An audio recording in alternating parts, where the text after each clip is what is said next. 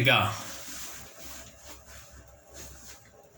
hawwattoota fi kabajamtoota keenya akkam bultan nageenyi fayyaadhaa akkam jirtu baga jiraattan kanatti aansuudhaan dhaamsa xiqqoon qaba kan guyyaa har'aa ittiin buhaaraa ooltan kan guyyaa har'aa irraa barumsa argattan hordoftoota Facebook koo fi akkasumas gadaa YouTube na hordofaa waan jiru guyyaa guyyaan kan waliin geenyu ta'a.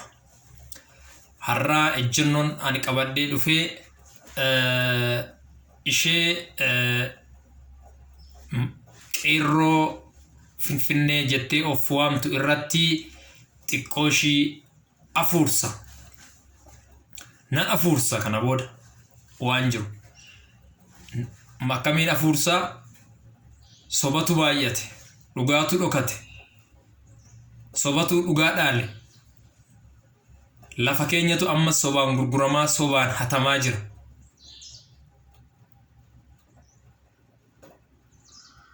Maqaa qeerroo qulqulluutiin qeerroo sobduu fattuun daldaalaa jirti. Maqaa qeerroo qulqulluutiin goofaree dheereffattee baay'een ishee kaleessa wayyaanee jala fiigaa kan turte hundishiitu. Anillee wayyaanee wajjin hojjedheera. Maa akkamitti hojjechaa akkan ture ragaa naa ba'u namoonni.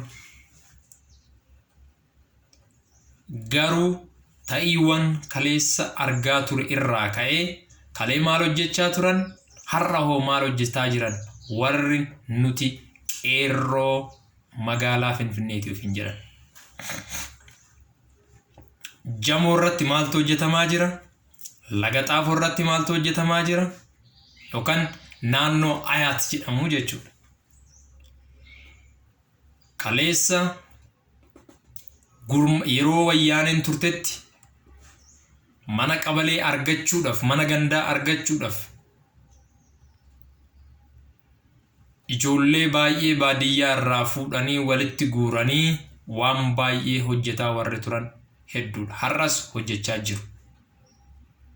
Maqaa qeerroo qulqulluutiin qeerroo hattoonni, qeerroo sobdoonni daldaaluun kana booda hin dhaabbata, hin taatu. Kana waan jedhu abbaan fedhe deeggara abbaa fedhe haa ta'u mirga kooti. Ani shanee deeggaruun adda bilisummaa Oromoo deeggaruun mirga kooti. Abbaan fedhes PP isaa deeggartu oppodiyoo jechuudha. Mirga ishiiti. Garuu maqaa qeerroo jedhuun daldaaluun kana booda yakka nama gaafachiisa. Boruuf iftaanitti seenaa corroqaa ta'ee galma.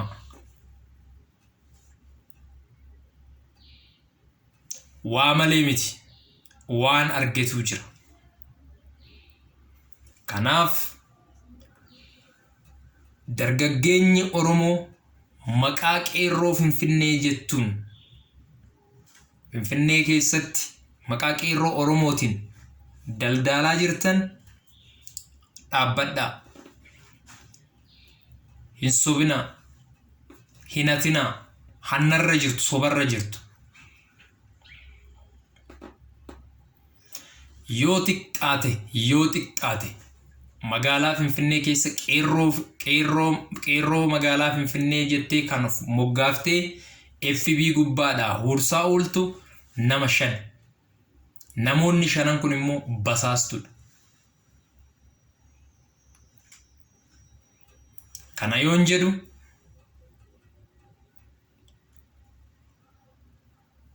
mootummaa haa ta'u bitatanii haa ta'u maal akka ta'e hin beeku. Jarri kuni tokkoon ishee shuguxii micro star waan jedhamtu tana starii ishii jedhamtu ishii hidhatanii qabu. Kanaaf jarri kuni qaama mootummaati malee qeerroo magaalaa Finfinnee miti.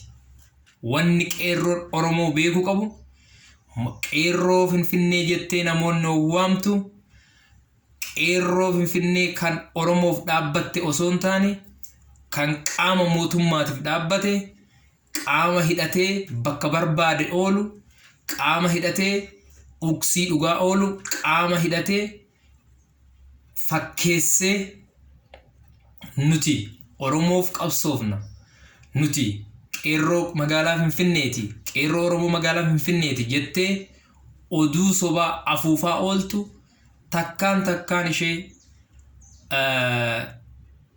qeerroo ummata Oromoof yookaan maqaa qeerrootiin daldalaa ooltu kuni hundi ishii soba yoo xiqqaate mootummaa kanarraa lafa kaaree 200 hanga kaaree 300 takkaan ishii fudhattee jirti. Kaanshii VAT qabdi. Kaanshii guyyaatti aballii qarshii 600 sanaa ol argatti. Hubadhaa ilmaan Oromoo nuti ma argatan jechuu keenyaa miti yaa argatan. Garuu maqaa qeerroo Oromootiin daldaaluun yakka eeksii guddaadha. Fakkeessanii barri jiraatan darbeera. Fakkeessanii barri jiraatan kaleessa bara wayyaaniti. Bara har'aa kana fakkeessanii jiraachuun hin danda'amu. Wayii fanan jedhe. Ganaa waan baay'ee baasna. Ganaa waan baay'ee dubbanna. Kanaaf warri ejjennoo maqaa qeerroo Oromootiin nuti qeerroo magaalaa Finfinnee jettanii guyyaa guyyaan FB irratti waan baay'ee gombisaa waan baay'ee ololaa ooltan dhaabbadhaa. Hanna keessan itti fufuu dandeessu. Guyyaan isin qaba waan ta'eef. Garuu maqaa qeerrootiin daldaaluun boruuf iftaan isin gaafachiisa.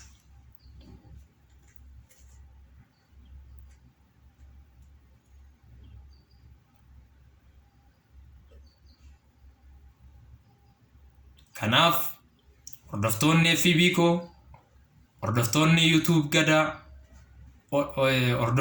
hordoftoonni gadaa YouTube amsa kana nuti qeerroo magaalaa Finfinneeti warra jettuun akkanaaf geessan share like subscribe akkatti dhoostan abdii guddaan sinirraa qabu.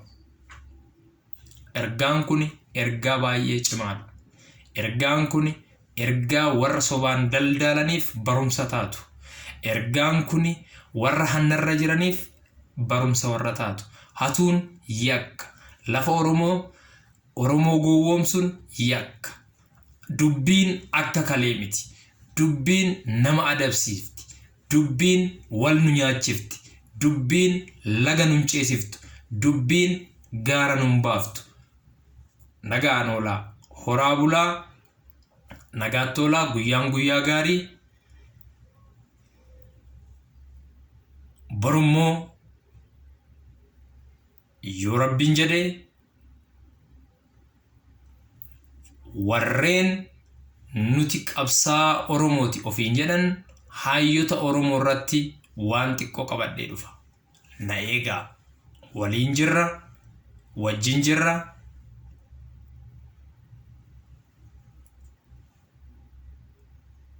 Hin afarsina.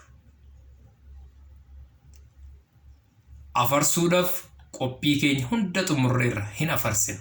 Afarsuus qabna. Jarri kun yoo afarfamanii hin qulqulloofne qulqullaa'uu waan hin dandeenyeef jechuudha.